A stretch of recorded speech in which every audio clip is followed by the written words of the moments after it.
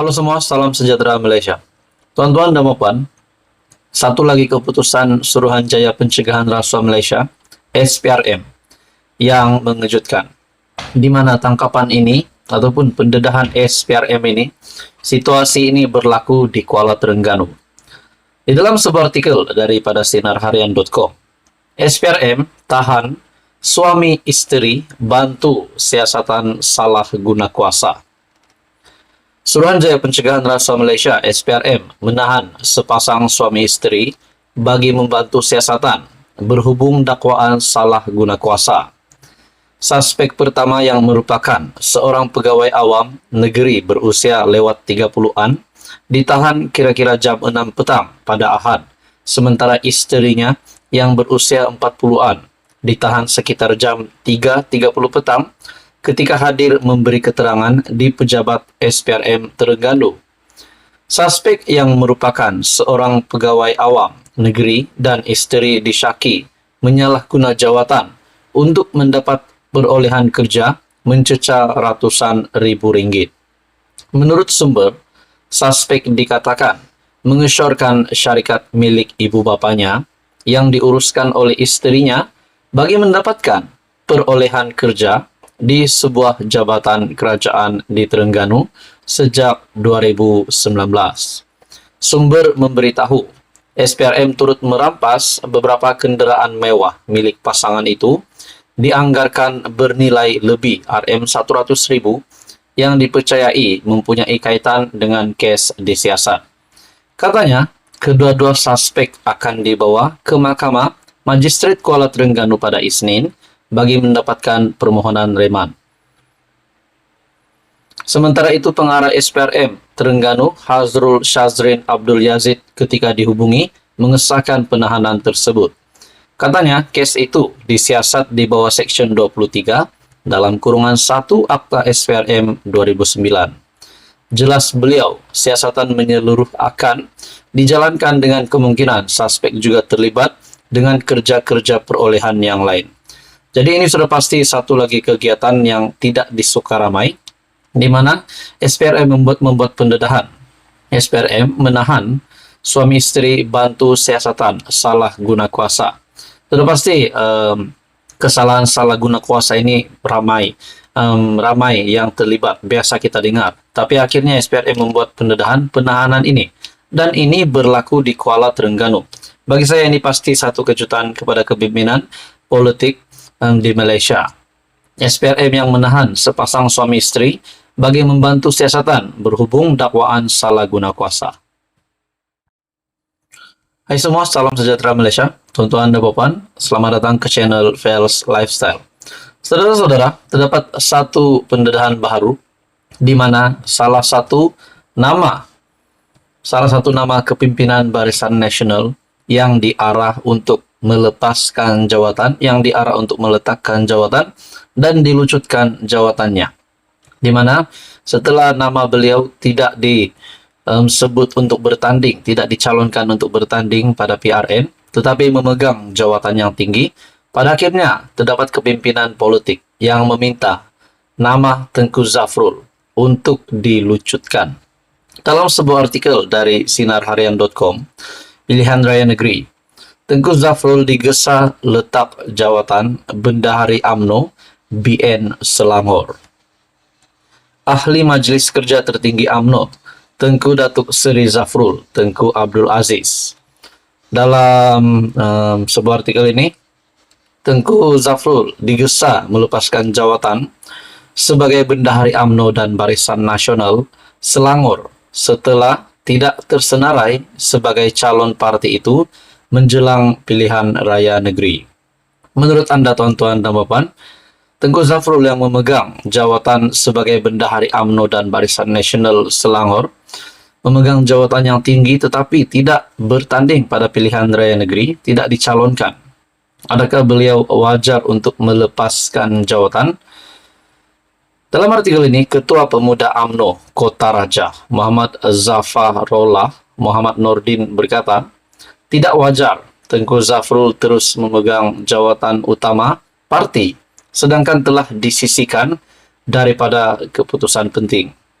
Dakwanya Tengku Zafrul juga tidak dilibatkan dalam rundingan kerusi dan strategi parti di peringkat negeri. Pemuda UMNO Kota Raja berharap Ketua UMNO Bahagian Kota Raja, Tengku Zafrul, dapat melepaskan jawatan Bendahari UMNO dan BN Selangor. Dalam artikel ini lagi, memegang jawatan tetapi disisihkan daripada keputusan penting menunjukkan pelantikan sebagai bendahari sekadar kosmetik semata-mata tanpa tanggung jawab yang signifikan, katanya dalam satu kenyataan pada Ahad. Dalam pada itu, Zafarullah berkata, walaupun kecewa Tengku Zafrul tidak dicalonkan, pihaknya akan membantu Pakatan Harapan untuk memenangi kerusi di kawasan itu. Walaupun kecewa dengan keputusan parti tidak mencalonkan Tengku Zafrul dalam PRN kali ini, kami di Pemuda UMNO akan tetap membantu calon-calon PH yang bertanding di Kota Raja, katanya. Tengku Zafrul yang juga Menteri Pelaburan, Perdagangan dan Industri MITI, akur apabila nama beliau tidak tersenarai sebagai calon dalam pilihan raya negeri Selangor.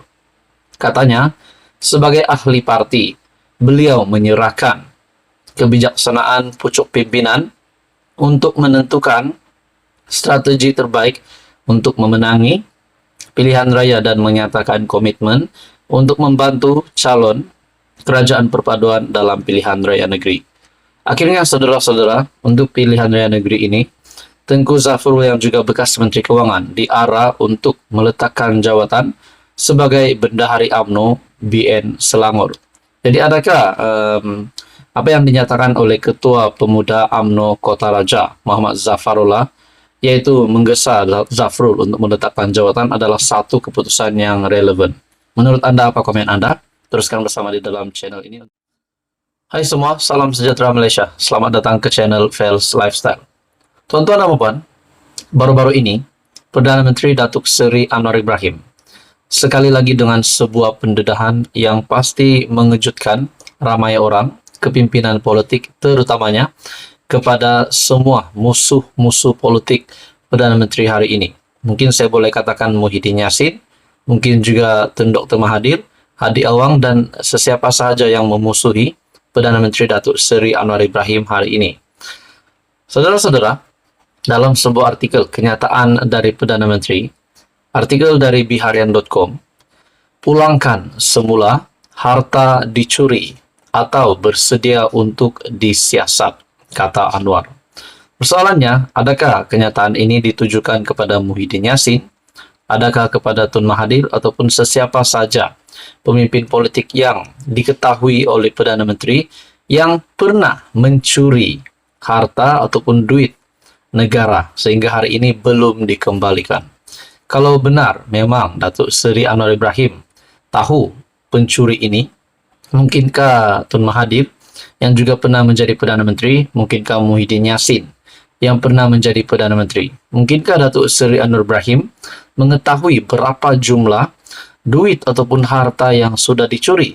Mungkinkah ratusan juta, mungkinkah berbilion-bilion? Nah, semua ini menjadi pertanyaan. Dalam artikel ini, Datuk Seri Anwar Ibrahim memberi kata dua kepada seorang pemimpin politik. Sama ada memulangkan semula harta yang didakwa dicuri atau bersedia untuk disiasat. 3 kali saya tegaskan, termasuk malam ini, kamu mesti pulangkan balik uang dan harta yang kamu curi daripada rakyat. Jadi bagi saya ini satu amaran keras Perdana Menteri Datuk Seri Anwar Ibrahim. Namun tidak disebutkan siapa individu itu di sini. Dalam artikel ini, jika tidak, saya akan minta pihak berkuasa menyiasat, termasuk pergi ke rumah dia, pergi ke pejabat dia, semak akaun dia, katanya ketika berucap pada program Jelajah Perpaduan Madani dan pelancaran Jentera Perpaduan Kelantan malam tadi. Yang turut hadir ialah Timbalan Perdana Menteri dan Pengerusi Barisan Nasional Datuk Seri Dr. Ahmad Zahid Hamidi serta Pengerusi UMNO Kelantan Datuk Ahmad Jazlan Yaakob. Pada masa yang sama, Anwar berkata, bawah pemerintahannya, beliau meminta SPRM, Suruhanjaya Pencegahan Rasuah Malaysia, untuk menyiasat menteri sama ada terbabit dalam pengambilan kontrak atau saham. Beliau berkata, pendekatan itu dilakukan bagi menyelamatkan negara dan tidak mahu berlaku penyalahgunaan wang yang sepatutnya digunakan untuk membantu rakyat.